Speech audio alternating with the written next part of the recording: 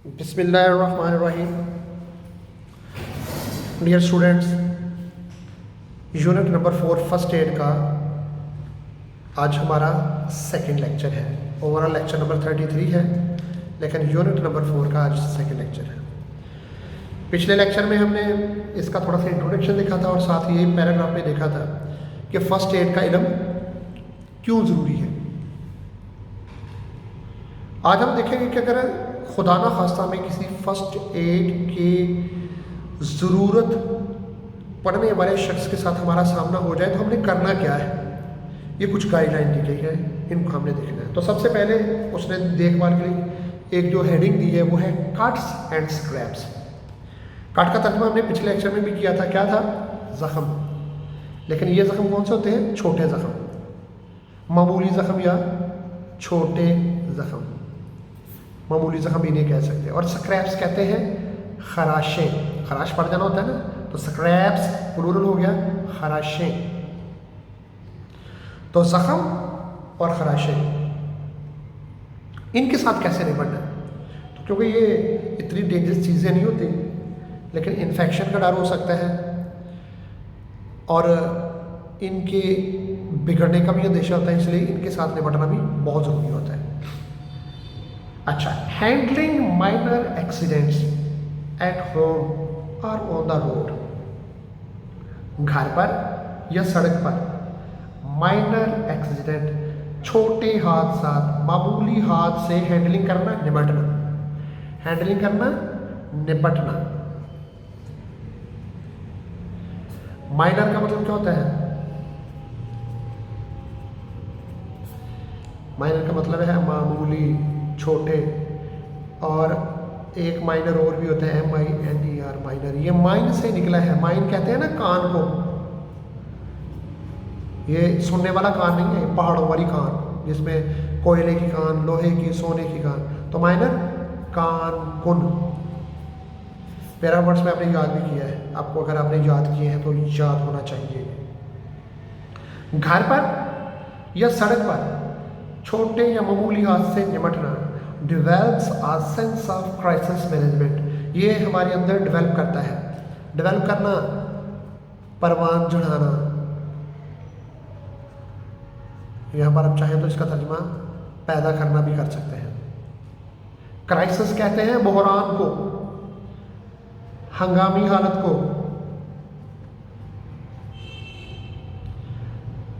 और मैनेजमेंट, इंतज़ाम। ठीक है, मैनेजमेंट करना, इंतज़ाम करना।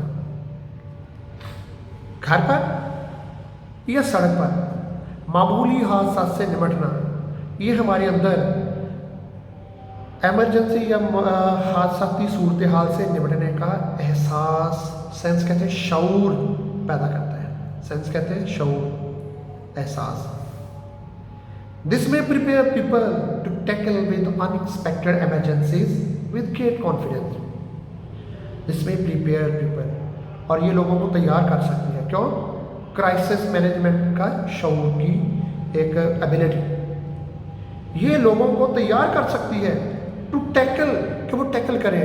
टैकल का वही मतलब है जो हैंडलिंग का है, निपटना। क्यों निपटे? किससे? विद अनएक्सपेक्टेड एमरजेंसी से। अनएक्सपेक्टेड क्या होता है? खिलाफ तवक्को, जिसकी तवक्को ना हो, अचानक, जिसकी एक्सपेक्टेशन ही ना आप करते हो। एमरजेंसी, एमरजेंसी भी से हम तर्जमा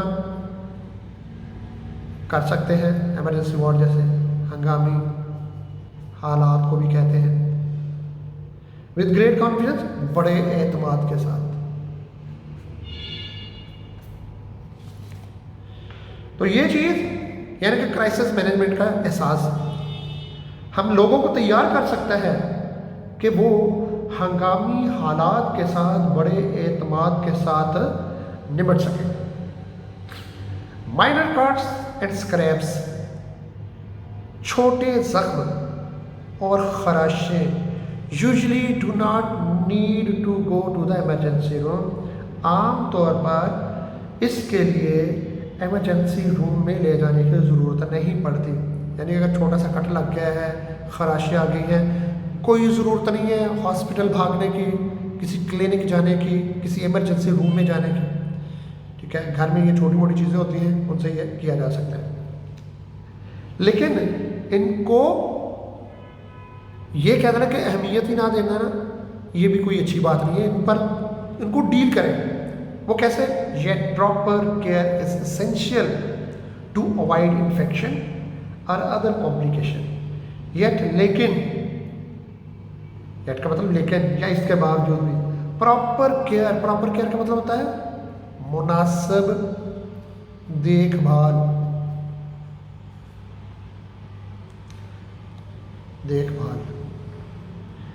लेकिन मुनासिब देखभाल जो है इज एसेंशियल का मतलब ज़रूरी है।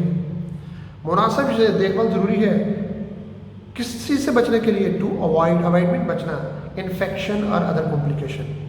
अच्छा, इन्फेक्शन जैसा कि इंग्लिश के बहुत कॉमन वर्ड आजकल उर्दू में भी यूज़ होते हैं, जैसा कि मोबाइल के हवाले से देख लें, मिस कॉल का तर्जुमा हम नहीं करते, ठीक है, और भी कॉल आ गई या फिर मैसेज आ गए, तो इस तरह से इन टर्म्स का भी हम आमतौर पर तर्जुमा नहीं करते। लेकिन इसका मतलब ये नहीं है कि उर्दू में इनके मुतबादिल वर्ड नहीं है।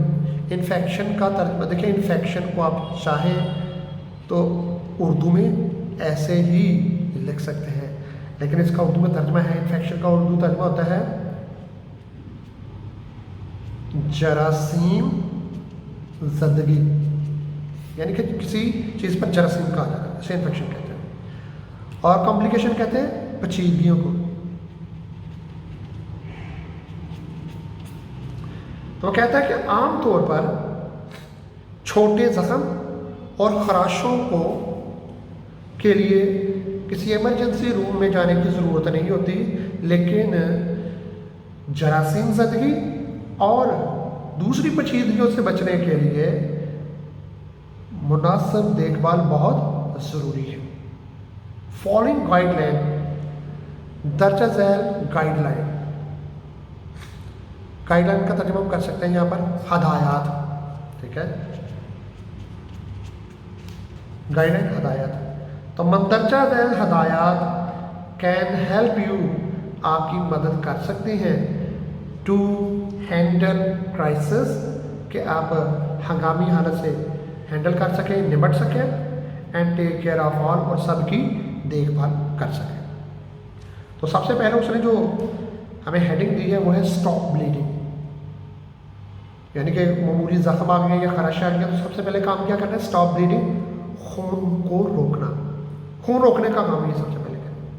वो बता रहा है कि माइनर कट्स एंड स्क्रैप्स, मामूली जख्म और खराशों के लिए usually stop bleeding on their own. On their own ये एक इडियोमैटिक फ्रेज के तौर पर यूज होता है, जिसका मतलब होता है खुद ब खुद, अपने आप ही।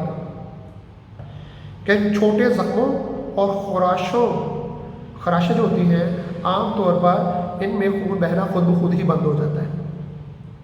इफ़ दे डोंट, पर अगर ऐसा ना हो, यानी कि इन पर खून बहना बंद ना हो, तो उसका तरीका उसने बताया है अप्लाई जेंटल प्रेशर, तो थोड़ा सा दबाव बढ़ा दे। कहाँ पर? विद क्लीन टॉवल, एक साफ सुथरे कपड़े से, और बैंडेज या फिर पट्टी से। तो किसी साफ सुथरे कपड़े या फिर पट्टी की मदद से उस पर दबाव बढ़ा दें। मतलब फर्ज करें कट लग गया है तो आप चाहें तो अपना हाथ साफ होना चाहिए, ठीक है, उसमें को पट्टी रखकर वो दबा दें, या फिर आपको साफ सुथरा कपड़ा लेकर उस रख कर उसको कट को दबा कर रखें। ज़्यादा ज़ोर से नहीं दबाना, बस सिर्फ प्रेशर इतना रहे कि जो खून बहना जो है वो रुक जाए। फिर क्या करना है? Hold the pressure continuously for 20 to 30 second. 20 से 30 सेकेंड तक इस दबाव को मुसलसल बनाए रखें। कॉन्टीन्यूसली मुसलसल, लगातार। कितनी देर तक? 20 से 30 सेकेंड तक। एंड इफ पॉसिबल, और अगर मुमकिन हो तो एलिवेट द वाउंड, जख्म को, जख्म वाली सतह को एलिवेट कर दें, ऊंचा रखें। ग्रेविटी की वजह से नीचा करेंगे तो खून आसानी से बहेगा। बाकी जिस्म से, यानी कि हार्ट के लेवल से अगर आप जख्म वाली जगह को थोड़ा सा ऊंचा रखेंगे तो फिर वो ग्रेविटी की वजह से जो ब्लड का जो फ्लो होता है वो भी कम हो जाता है। तो इफ़ पॉसिबल, अगर मुमकिन हो तो क्या करें, एलिवेट द वुंड, जख्म वाले हिस्से को ऊपर उठा करके। डोंट कीप चेकिंग टू सी, ये देखने के लिए मुसलसल चेक मत करें कि if the bleeding has stopped, कि खून बहना रुक गया कि नहीं। अगर बार बार यहाँ पर प्रेशर बनाया है और 20-30 सेकंड भी नहीं आप रखे, बार बार ये नहीं देखते रहना नहीं खून रुका है कि नहीं, खून रुका है कि नहीं, खून रुका है कि नहीं, तो बार बार ये देखने के लिए कि खून रुका है कि नहीं, इसको चेक मत करें। क्यों? बिकॉज इसमें डैमेज और डिसलॉज द क्लॉट, क्योंकि इससे जो क्लॉट है, क्लॉट कहते हैं जमा हुआ खून, लोथड़ा भी इसे कहते हैं, जमा हुआ खून। क्योंकि इससे हो सकता है कि वो जो खून जमा था, खून का जो टुकड़ा बना था, लोथड़ा बना था, वो तबाह हो सकता है या अपनी जगह से खिसक सकता है। क्योंकि हमारे देखिए हमारे खून में एक ऐसी प्रोटीन हो जाती है जो कि बाहर वाले टेम्परेचर में आती है, तो क्या होता है, वो जम जाती है और उस जख्म के ऊपर एक समझ लीजिए ब्लॉक सा बन जाता है। उस क्लॉट को, उस जमे हुए खून को जो कि ख़राब कर सकती है, अब या अपनी जगह से हटा सकती है, दैट फॉर्मिंग, जो कि वहाँ पे बना है, and cause bleeding to resume, और इससे हो सकता है कि आपकी जो ब्लीडिंग है, खून बहना है, वो रिज्यूम हो जाए, दोबारा शुरू हो जाए। और इफ ब्लड स्पर्ट्स, स्पर्ट का मतलब ऐसा होता है फूट पड़ना, ठीक है, तो हम इसका तर्जुमा यहाँ पर करें तेज़ बहना। अगर खून तेज़ी से बह रहा हो और continue flowing after continue pressure, और मुसलसल दबाव के बाद भी बहता रहे, तो सीख मेडिकल असिस्टेंस, तिब्बी मदद को सीख करें। सीख का मतलब ऐसा तो ढूंढना, तलाश करना, लेकिन यहाँ पर हासिल करें, तो फौरी तौर पर तिब्बी इमदाद हासिल करें। ठीक है, सीख का मतलब ऐसा होता है ढूंढना, तलाश करना, लेकिन यहाँ पर हासिल करना। अच्छा, सीख के सेकंड और थर्ड फॉर्म आमतौर पर स्टूडेंट्स को कंफ्यूज करती हैं। सीख, सॉर्ट है इसकी सेकंड और थर्ड फॉर्म। ठीक है, ओके बच्चों, आज के लिए इतना ही काफ़ी है। इंशाल्लाह फिर हम नेक्स्ट जो है ना अगले लेक्चर में देखेंगे। अल्लाह हाफिज़।